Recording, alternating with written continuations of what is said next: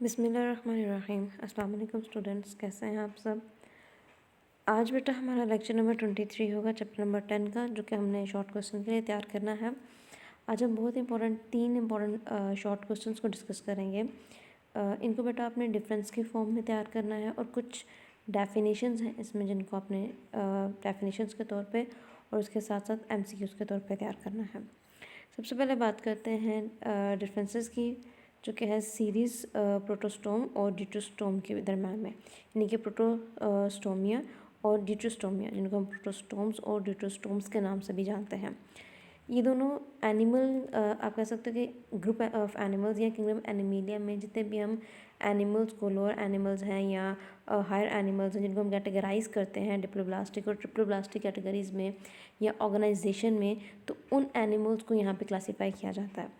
अब यहाँ पे जो आप ये दो सीरीज़ या दो कहने के ग्रुप्स बता रहे हैं, डिस्कस कर रहे हैं, ये ग्रुप्स ट्रिप्लोब्लास्टिक ऑर्गेनिजम्स के हैं या ट्रिप्लोब्लास्टिक एनिमल्स के हैं, जिनको हमने प्रीवियसली क्लासीफाई किया था सिलोमेट, एसिलोमेट और सीडोसिलोमेट के बेस पे।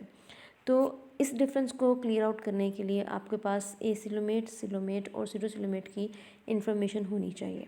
बट क्योंकि आपके बुक के सीक्वेंस के अकॉर्डिंग चलूँगी, तो इसमें आपने डिफरेंस ही तैयार करने हैं। तो सबसे पहले हम इसी को डिस्कस करेंगे।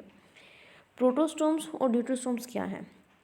जब भी आप एक लिविंग ऑर्गेनिज्म की, स्पेशली एनिमल्स की बात करते हैं, तो एक चीज़ हमेशा याद रखिएगा कि एनिमल्स मिलियंस या बिलियंस ऑफ सेल्स, नहीं, ये ट्रिलियंस ऑफ सेल्स के बने हुए हैं।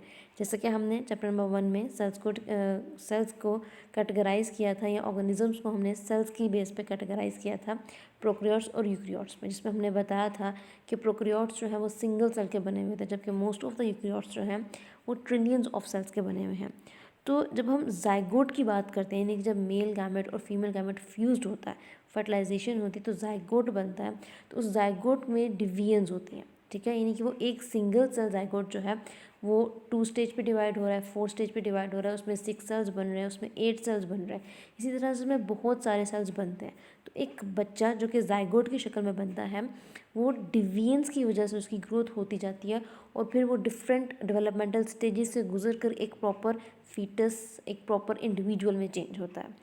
तो सीरीज जो है प्रोटोस्टोम्स जो हैं या सीरीज प्रोटोस्टोमिया जो है, इन ऑर्गेनिजम्स में जो क्लीवेज मतलब डिवीजन को कहते हैं, इसमें जो डिवीजन या क्लीवेज होती है वो स्पाइरल और डिटर्मिनेट होती है, ठीक है। जबकि ड्यूटेरोस्टोमिया या ड्यूटेरोस्टोम्स में जो एनिमल्स पाए जाते हैं, उनमें जो क्लीवेज होती है वो रेडियल और इनडिटर्मिनेट होती है।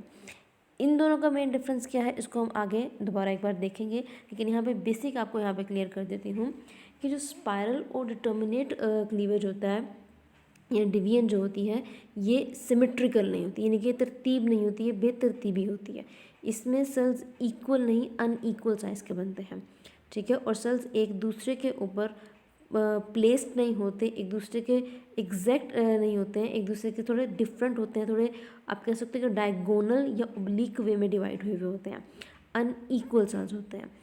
और उसके अलावा इनके अंदर जो ग्रुप ऑफ सेल्स बनते हैं, वो उनका फेट, उनकी किस्मत, उनकी वर्किंग, या कहने कि उनका जो फंक्शन है वो प्री डिटर्मिन होता है।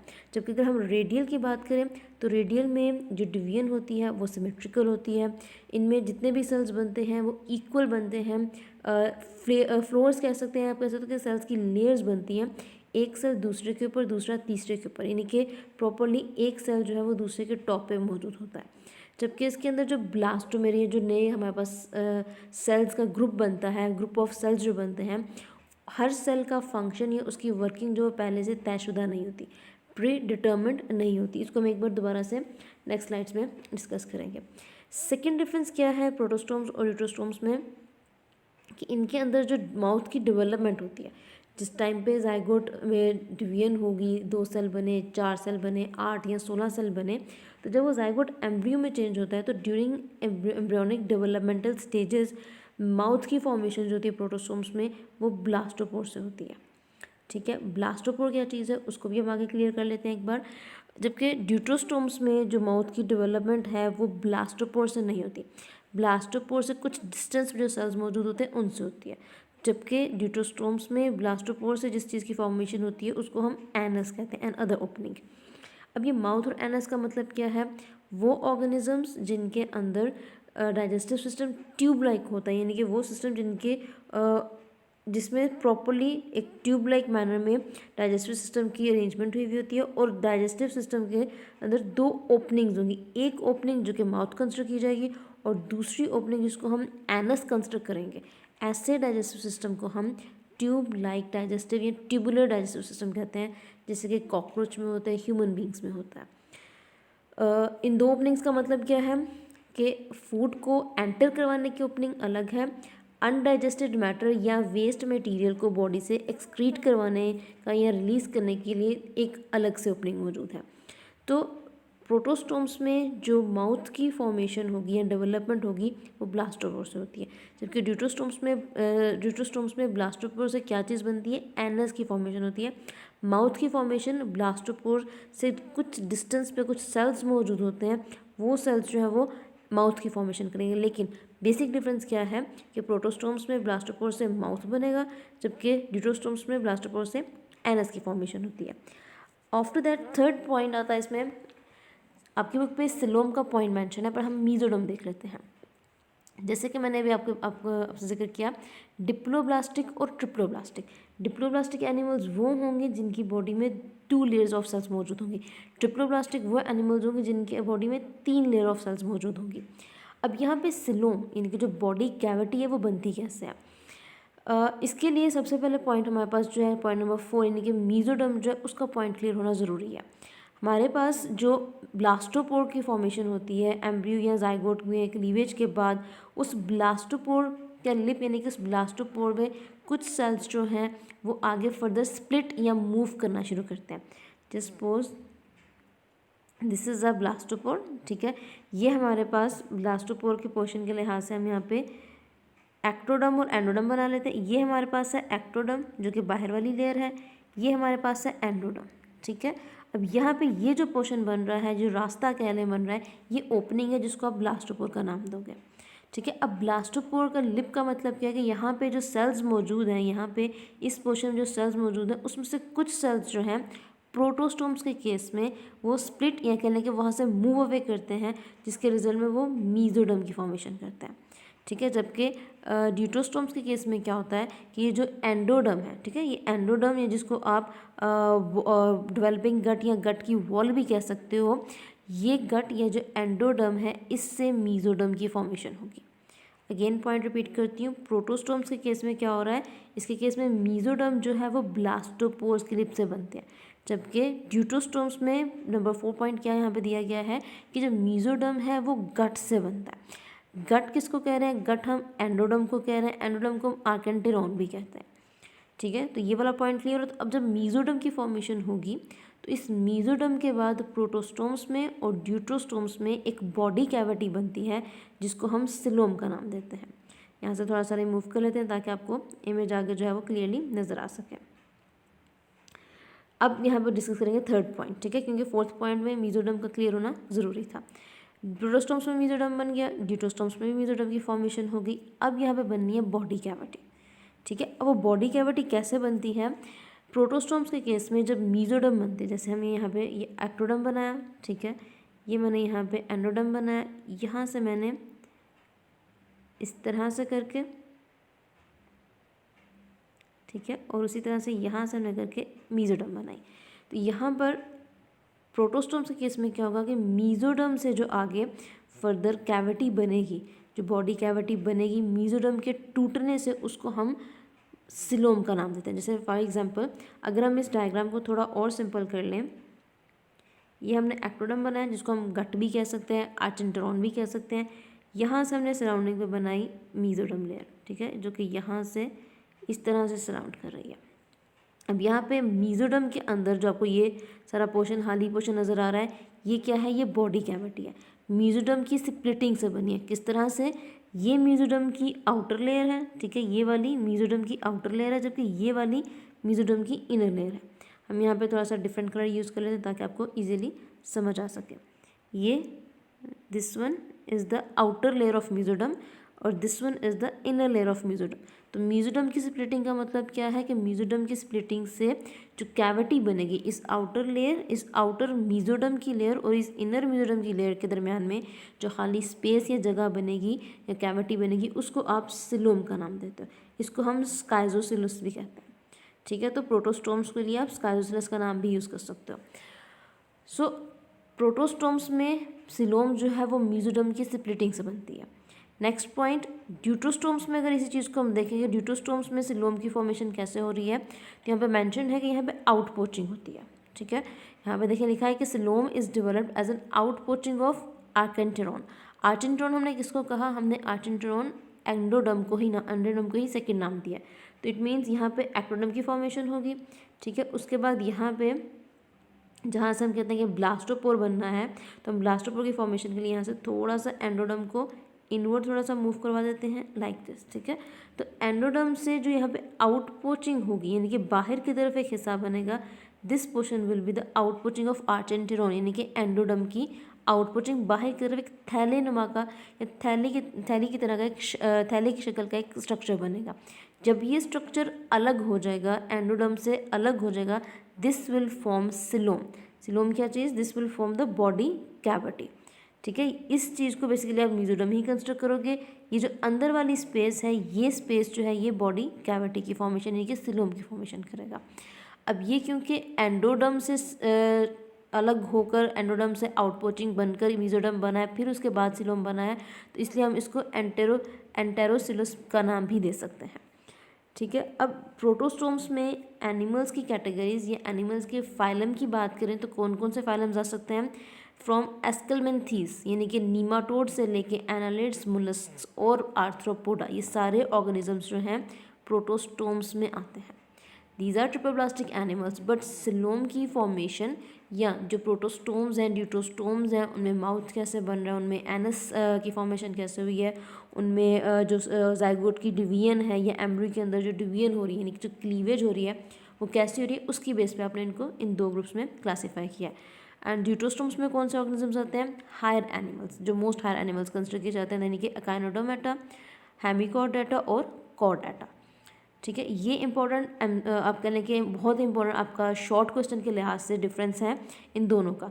अब इसके अंदर फर्दर एक शॉर्ट क्वेश्चन बनता है, वो शॉर्ट क्वेश्चन क्या है, यहाँ पे मैं हाईलाइट कर देती हूँ, स्काइजोसिलस, ठीक है, और एंटेरोसिलस। स्काइजोसिलस और एंटेरोसिलस का अगर आपको शॉर्ट क्वेश्चन आता है तो बेटा आपने इसी में से पॉइंट नंबर 3 जो है उसकी बेस पे आपने डिस्क्राइब करना है। अदरवाइज अप टू डेट पर भी इसका आंसर गिवन है, डिफरेंस की फॉर्म में पूछा जाता है, या आपको सिर्फ ये पूछ सकते हैं तो व्हाट इज स्काइजोसिलस एंड एंटेरोसिलस, तो उसमें हमने सिंपल यही पॉइंट्स देने हैं जो यहाँ पे मेंशन्ड है।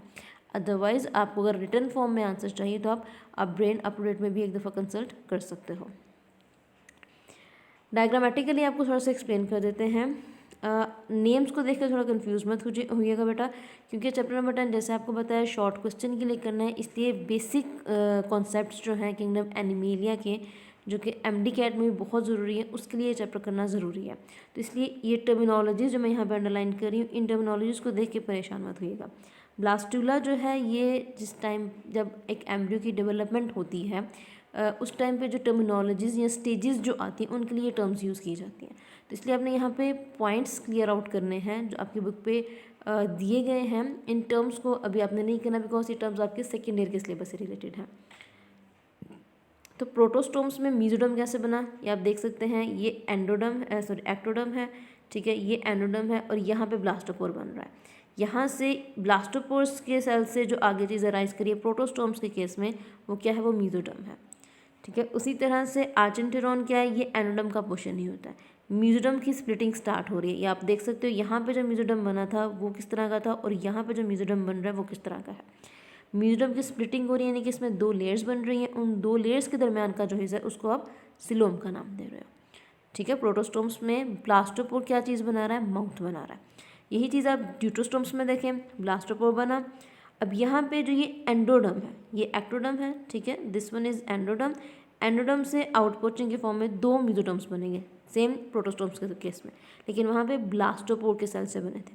ड्यूटोस्टोम में आर्केंटेरॉन यानी कि एंडोडर्म की आउटपोचिंग से बन रहे हैं। ठीक है। उसके बाद आर्चेंटेरॉन आउट पॉकेट्स यानी कि आउटपुट करके सिलोम बनाएगा। किस तरह से? ये मीजोडर्म बने, ये मीजोडर्म के रिजल्ट में जब मीजोडर्म स्प्लिट होना शुरू होगा तो उसके रिजल्ट में सिलोम की फॉर्मेशन होनी है। ड्यूट्रोस्टोम्स में ब्लास्टोपोर से क्या चीज़ बनी है? एनएस की फॉर्मेशन है। आप इस पॉइंट को बेटा सिंपल भी लिख सकते हो, ठीक है। ज़रूरी नहीं है कि आप उसको उतना ही क्लियर आउट करके लिखो, आप सिंपल भी सेकंड पॉइंट इस तरह दे सकते हो कि प्रोटोस्टोम्स में माउथ जो है वो ब्लास्टोपोर से बना, जबकि ड्यूट्रोस्टोम्स में ब्लास्टोपोर से एनएस की फॉर्मेशन हुई। नेक्स्ट डिफरेंस आ जाता है स्पायरल और रेडियल क्लीवेज का। जैसे कि बेसिक्स आपको वहाँ पे पीछे फर्स्ट स्लाइड में बताया, अब यहाँ पे डायग्रामेटिकली इसको थोड़ा देख लेते हैं। स्पायरल और डिटर्मिनेट क्लीवेज क्या होती है? इसमें प्लेन्स ऑफ क्लीवेज, प्लेन कहते हैं आप कह लो कि उस लाइन को आप कहोगे जिसकी वजह से एक सेल दो पार्ट्स में डिवाइड हो जाएगा। और क्लीवेज आपको बताया, जैसे आप नॉर्मल माइटोसिस की बात करते हो, मियोसिस की बात करते हो, सेल डिवीजन जिसे आप कहते हो, क्लीवेज वो चीज़ है। अब यहाँ पे आ गया कि स्पायरल जो है वो सिमेट्रिकल नहीं होती, बिटवीन पोल सिमेट्रिकल नहीं होती, लेकिन डायगोनल होती है। डायगोनल का मतलब क्या होता है? ओब्लिक, मतलब तिरछी। जैसे कि ये एक सेल यहाँ पे मैंने प्लेस किया, ठीक है, ये एक सेल डिवाइड होगा तो इसके दूसरी साइड पे जो सेल होगा वो इसके तिरछी साइड पे होगा, ठीक है, इसके अंदर इसका न्यूक्लियस। इसी तरह से एक और सेल बनाया, ये एक और सेल बनाया, यहाँ पे ये दोनों सेल्स एक दूसरे के ऊपर नहीं, यानी कि इनके न्यूक्लियस को अगर आप कनेक्ट करें तो इस तरह से ये तिरछी लाइनों में है, ठीक है, टेढ़े हैं, इसको हम स्पायरल कहते हैं। जिसकी वजह से, जिसके रिजल्ट में हमारे पास अनइक्वल सेल्स आते हैं, ठीक है, क्या आते हैं? अनइक्वल सेल्स प्रोड्यूस होते हैं अराउंड द एक्सिस, और दोनों एक जो सेल्स, नए सेल्स जो बनते हैं वो एक दूसरे के ऊपर प्लेस्ड नहीं होते। अब यहाँ पे हमारे पास टोटल देख लें न्यू ग्रुप ऑफ सेल्स बन रहे हैं, दो यहाँ पर बन रहे हैं, ठीक है, फिर दो यहाँ पे बन रहे हैं, फिर दो यहाँ पे बन रहे हैं, दो यहाँ पे बन रहे हैं। दीज आर ब्लास्टोमर, ठीक है, group of sales.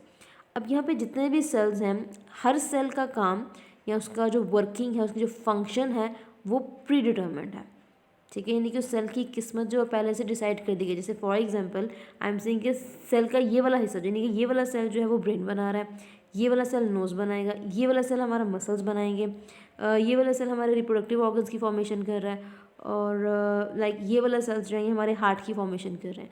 It means कि इसमें इन ब्लास्टोमेर्स में जितने भी सेल्स हैं, यानी कि हर ब्लास्टोमेर को पता है कि उसने आगे फर्दर डिवाइड होकर कौन सा काम या कौन सा फंक्शन परफॉर्म करना है। तो ब्लास्टोमेर्स जो हैं उनका एक प्रॉपर डिटर्मिन्ड एक्सप्लेनरी रोल है एम्ब्रियो की फॉर्मेशन में। इसी चीज़ को अगर हम रेडियल में देखें, रेडियल में हमने क्या कहा यहाँ पे कि प्लेन्स ऑफ क्लीवेज जो है वो सिमेट्रिकल है। प्लेन्स ऑफ क्लीवेज क्या है? सिमेट्रिकल है। पोलर एक्सिस क्या चीज़ है? सबसे पहले तो ये बता दें, यानी कि सिमेट्रिकल टू पोलर एक्सिस का मतलब क्या है कि एक सेल जो है वो इस तरह से दो हिस्सों में इक्वल पार्ट्स में डिवाइड होता है, उसको आप कहते हैं पोलर एक्सिस, ठीक है। अब रेडियल के केस में क्या होगा? ये एक सेल है, ठीक है, ये दो सेल हैं, ये तीन और ये चार, इनका न्यूक्लियस, इन सेल्स के न्यूक्लियस इनके अंदर।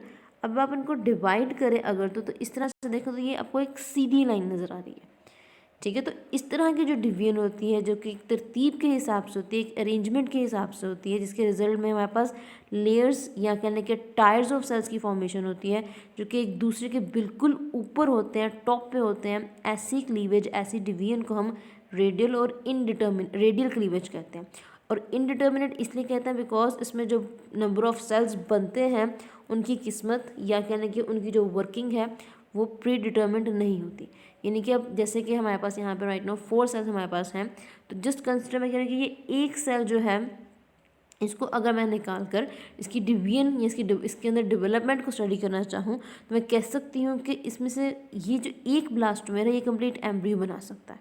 क्यों? क्योंकि हमने पहले ही कहा कि ब्लास्टोमेर में जो सेल्स बने हैं, जो नए सेल्स हमारे पास बन रहे हैं, इनकी किस्मत या इनका काम जो वो पहले से डिसाइडेड नहीं है। जैसे मैंने यहाँ पे कहा था, जैसे फॉर एग्जांपल ये जैसे मैं कह रही हूँ कि अगर आप कह रहे हो कि ये नोज़ की फॉर्मेशन करें, अगर मैं इस सेल को रिमूव कर दूँ, इस सेल को मैं कट कर दूँ, नोज़ की फॉर्मेशन नहीं होगी। क्यों? क्योंकि उस सेल का काम पहले से प्री डिटर्मिन्ड था, पहले से बताया गया था, पहले से तयशुदा था। इसी तरह से अगर ये सेल एक ऑर्गेनिज्म के अंदर नोज़ बना रहा है, अगर मैं इसको रिमूव कर रही हूँ, हमें ये नहीं पता कि पहले से ये तयशुदा नहीं है कि इसने नोज़ बनाना है, जस्ट सपोज अगर मैं इसको रिमूव कर दूँ और हमें ये नहीं पता कि इसने नोज़ की फॉर्मेशन करनी है, तो इस ब्लास्टोमेर के बाकी पोर्शंस में से कोई सा भी सेल जो है वो नोज़ की फॉर्मेशन कर सकता है, ठीक है। तो ब्लास्टोमेर्स की अगर उनका जो काम है वो पहले तयशुदा नहीं है, तो इट मीन्स कोई भी ब्लास्टोमेर के जो ग्रुप ऑफ सेल्स है इनमें से कोई सा भी सेल जो है एक कंप्लीट एम्ब्रियो की फॉर्मेशन कर सकता है। इसको हम रेडियल और इनडिटर्मिनेट क्लीवेज कहते हैं। तो बेटा इसको भी आपने as a important short question ही प्रिपेयर करना है।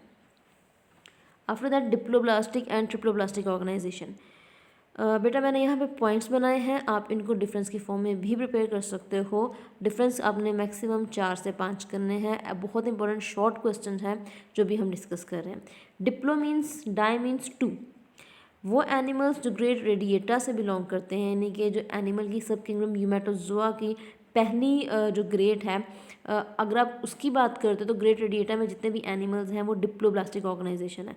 डाई मीन्स 2, इट मीन्स वो ऑर्गेनिजम्स जिनकी body wall 2 layers of cells पर मुश्तमिल हो, एक आउटर लेयर और एक इनर लेयर। एक आउटर लेयर जिसको हम एक्टोडर्म कहेंगे और एक इनर लेयर जिसको हम एंडोडर्म कहेंगे। इन दोनों लेयर्स के दरमियान में एक जेली लाइक मैस प्रेजेंट होता है, उसको हम कहते हैं मिजोग्लिया या मेसेनकाइमा। ये नॉन सेलुलर होता है, जेली लाइक होता है लेकिन सेल्स का बना हुआ नहीं होता, जबकि एक्टोडर्म और जो एंडोडर्म है ये सेल्स की बनी हुई लेयर होती है। डिप्लोब्लास्टिक ऑर्गेनाइजेशन की अगर हम बात करें तो वो एनिमल्स जो डिप्लोब्लास्टिक होते हैं उनकी स्पेशलाइजेशन ज़्यादा नहीं होती। मतलब क्या है कि इनके अंदर प्रॉपर वर्किंग के लिए कोई ऑर्गन्स नहीं होते, ऑर्गन सिस्टम्स नहीं होते। इनके अंदर जो सिमेट्री होती है वो रेडियल सिमेट्री होती है, जैसे कि हमने अपने प्रीवियस लेक्चर में देखा था। इनके अंदर एक ही बॉडी कैविटी होती है, उसको हम कहते हैं गैस्ट्रोवेस्कुलर कैविटी, और इसके अंदर एक ही ओपनिंग होती है, यानी कि उसको आप माउथ का नाम देते हो। इस तरह का डाइजेस्टिव सिस्टम जिन ऑर्गेनिजम्स में पाया जाता है, हम उनके डाइजेस्टिव सिस्टम को सैक लाइक कहते हैं। यानी कि जैसे एक बोरी होती है, बोरी के अंदर एक ही ओपनिंग होती है जहाँ से आप चीज़ें डालते भी हो और निकालते भी हो। इसी तरह से डिप्लोब्लास्टिक एनिमल्स में डाइजेस्टिव सिस्टम की ओपनिंग या फूड को एंटर करने के लिए एक ही ओपनिंग होती है। फूड को लेकर उस एक ओपनिंग के ज़रिए डाइजेस्टिव सिस्टम तक लेकर जाया जाता है।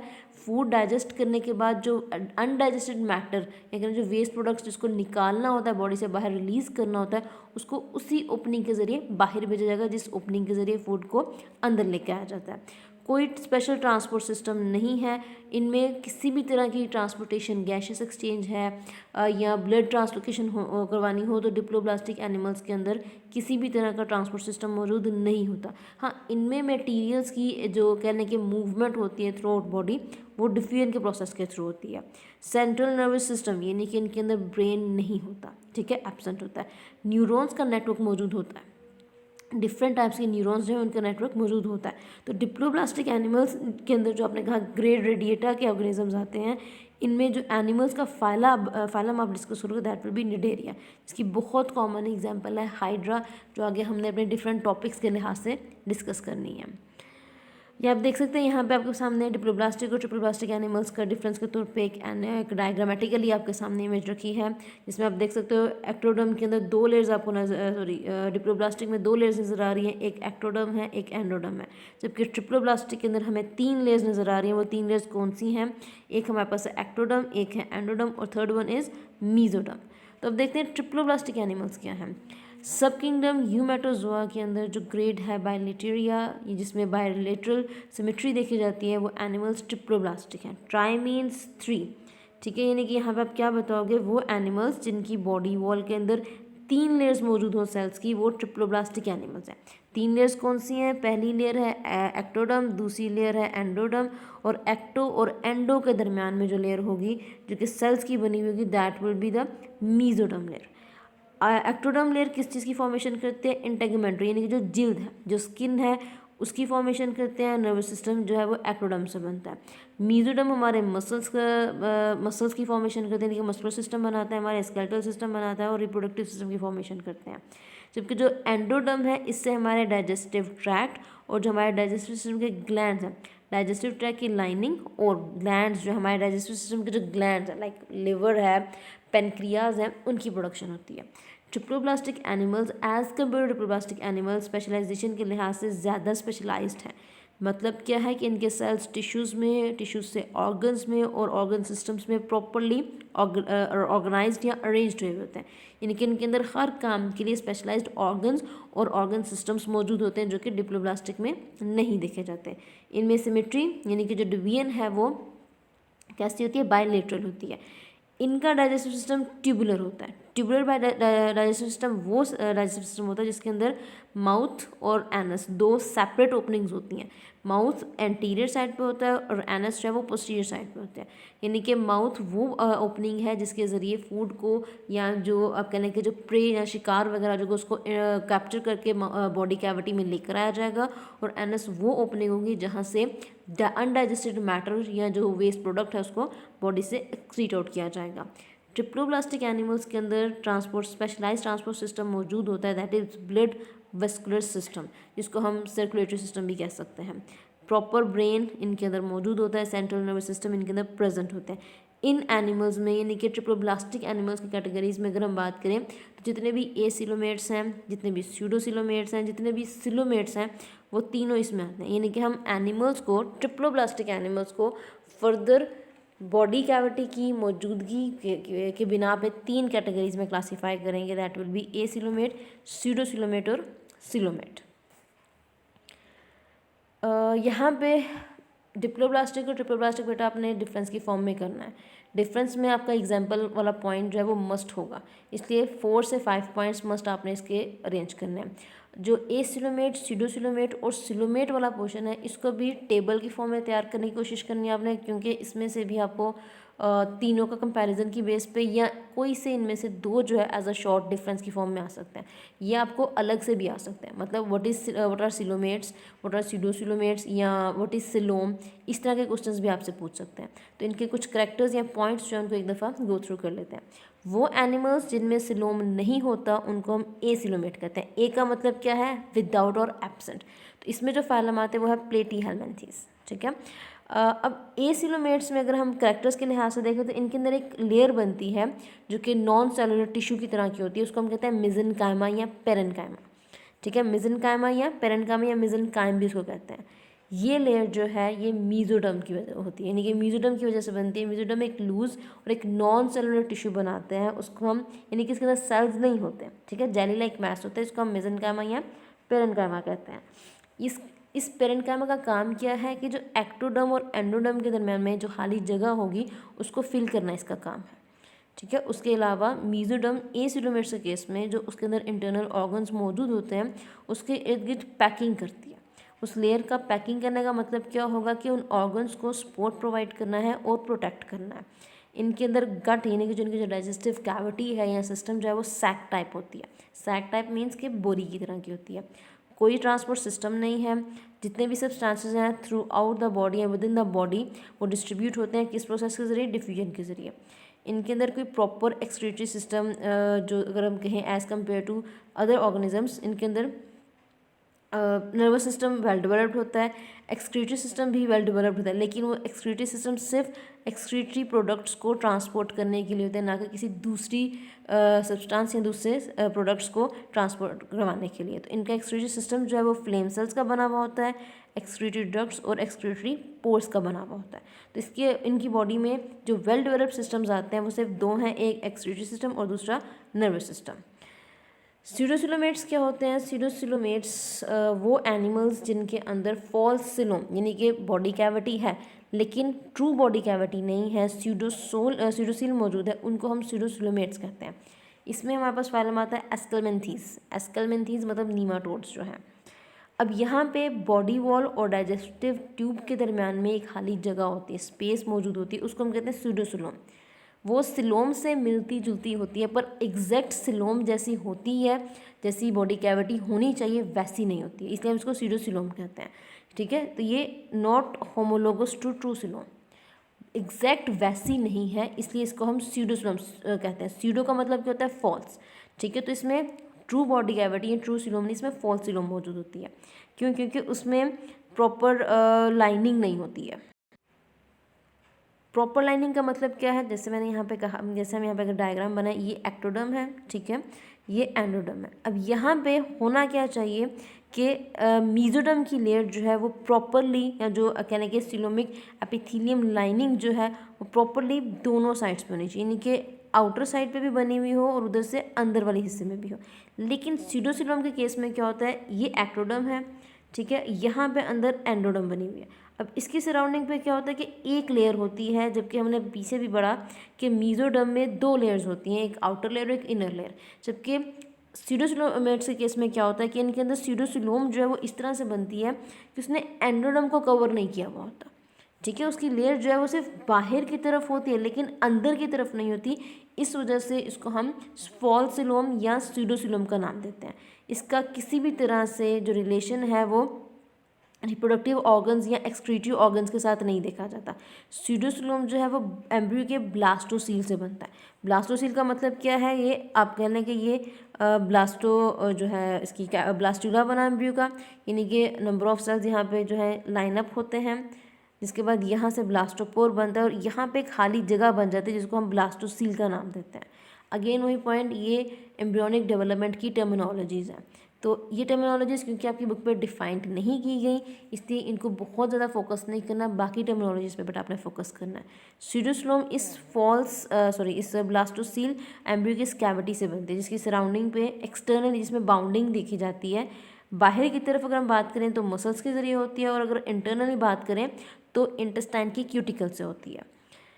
जबकि सिलोमेट्स की अगर आप बात करते हैं तो सिलोमेट्स में वो ऑर्गेनिजम्स होंगे या वो एनिमल्स होंगे जिनके अंदर ट्रू सिलोम प्रेजेंट होगा, यानी कि from phylum annelids to phylum chordates, यानी कि फाइलम एनालिड से लेके इसके आगे जितने भी आर्थ्रोपोड्स हैं, मैविकॉर्डेटा है, एकानोडर्म्स हैं या कॉर्डेट्स हैं, ये सारे सिलोमेट्स में आते हैं। अब यहाँ पे इम्पोर्टेंट शॉर्ट क्वेश्चन क्या है, ये सिलोम क्या चीज़ है। सिलोम एक कैविटी को कहते हैं जो बॉडी वॉल और एलिमेंट्री कैनाल के दरम्यान में होती है, और इस पर प्रॉपरली मेसोडर्म की लाइनिंग होती है। ठीक है, मेसोडर्म की लाइनिंग का मतलब क्या है कि मेसोडर्म जो है वो स्प्लिट हुई होती है 2 लेयर्स में, एक बाहर वाली लेयर जिसको पैरेटल कहते हैं और एक उसके अंदर वाली लेयर जिसको हम विसरल कहते हैं, यानी कि आउटर लेयर और सबसे इनर वाली लेयर। और इन दोनों लेयर्स के दरमियान में जो कैविटी बनेगी या जो खाली लेयर बनेगी उसको हम कहते हैं ट्रू सिलोम, जिसमें फिलिंग हुई होती है फ्लूइड की। उस फ्लूइड को कहते हैं सिलोमिक फ्लूइड, क्योंकि वो इस कैविटी के अंदर मौजूद है। तो आउटर लेयर क्या कर रही है, वो बॉडी वॉल को अंडरलाइन कर रही होती है, और जो विसरल लेयर है वो एलिमेंट्री कैनाल को कवर अप कर रही होती है। तो इन दोनों लेयर्स के दरमियान वाला हिस्सा जो है that will be the true coelom, जो कि स्यूडोसिलोमेट्स में बिल्कुल नहीं होता। इनमें हर तरह का सिस्टम जो है वो वेल डेवलप्ड होता है, यानी कि इनका डाइजेस्टिव सिस्टम यानी कि गट जो है अच्छा खासा वेल डेवलप्ड होता है, बहुत कॉम्प्लेक्स होता है। इनमें न्यूरोसेंसरी सिस्टम भी वेल डेवलप्ड होता है, प्रॉपर्ली सेंट्रलाइज्ड होता है। सर्कुलेटरी सिस्टम इनके अंदर वेल डेवलप्ड है, respiratory system, reproductive system, even इनका एक्सक्रीटरी सिस्टम भी वेल डेवलप्ड है, जो नाइट्रोजनस वेस्ट को रिमूव करता है, उसके साथ साथ ऑस्मो रेगुलेशन का काम भी करता है। ऑस्मो रेगुलेशन मतलब बॉडी में वाटर और जो आइंस या कहने जो सोल्यूट्स का लॉस एंड गेन का काम है, उस प्रोसेस को मेंटेन, उस मैकेनिज्म को मेंटेन करने में भी इन्वॉल्व होता है। तो ए सिलोमेट्स, सीडोसिलोमेट्स और सिलोमेट्स को अगर आप डिफ्रेंशिएट करो तो आप उसको इस तरह से डायग्रामेटिक वे में भी डिफ्रेंशिएट कर सकते हो। जैसे कि यहाँ पे ए सिलोमेट्स में आप देख सकते हैं कहीं पे भी आपको सिलोम नहीं नज़र आ रहा। ठीक है, आपको एक्टो नज़र आ रही है, आपको इसमें मीजोडम जो मीजोग्लिया की फॉर्म में मीजोडम नज़र आ रही है, एंडोडम नज़र आ रही है, डाइजेस्टिव कैविटी भी नज़र आ रही है, लेकिन सिलोम नहीं है यहाँ पे। उसी तरह से अगर आप सीडोसिलोमेट्स में देखें तो यहाँ पे एक्टो, ठीक है, उसके बाद यहाँ से यहाँ पे आपके पास आ जाएगी ये एंडो, और उसके दरमियान में ये थोड़ी बहुत मिलती जुलती चीज़ नज़र आ रही है, बट एग्जैक्ट सिलोम नहीं नज़र आ रही। ठीक है, इसी को अगर आप यहाँ पे सिलोमेट्स में देखें तो प्रॉपरली एक्टोडम प्रेजेंट है, देन आपके पास यहाँ पे एंडोडम मौजूद है, एंडोडम से आगे फर्दर मीजोडम भी है, जो मीजोडम में आउटर लेयर है उसकी, ठीक है, और उसके बाद ये इनर लेयर है, यानी कि पैरिटल लेयर और विसरल लेयर, और उसके दरमियान में जो कैविटी दैट इज़ सिलोम। ठीक है, तो यहाँ पे बेटा आपने इसको इसी तरह से डिफरेंस के फॉर्म में कोशिश करें, याद करें। अगर आपका कंपैरिजन उस तरह से प्रॉपर्ली ना भी बने तो बेटा आप इसमें पहली डेफिनेशन, ठीक है, फिर कौन कौन से फाइलम इसमें आते हैं वही इसकी दूसरा पॉइंट बन जाएगा, यानी कि एग्जाम्पल। तीसरा पॉइंट जो होगा आप इसमें जिसके अंदर सिस्टम्स मौजूद हैं, कौन सा सिस्टम एब्सेंट है, कौन सा सिस्टम प्रेजेंट है, कौन सा वेल डेवलप्ड है, कौन सा वेल डेवलप्ड नहीं है, इन बेसिस पे पॉइंट्स बना सकते हो। ठीक है, तो 2 पॉइंट्स जो बेसिक आपके मेनली बन जाते हैं वो डेफिनेशन और एग्जाम्पल है। बाकी पॉइंट्स को कंपैरिजन के फॉर्म में अपने बेटा तैयार करना है। थैंक यू क्लास, अल्लाह हाफिज़।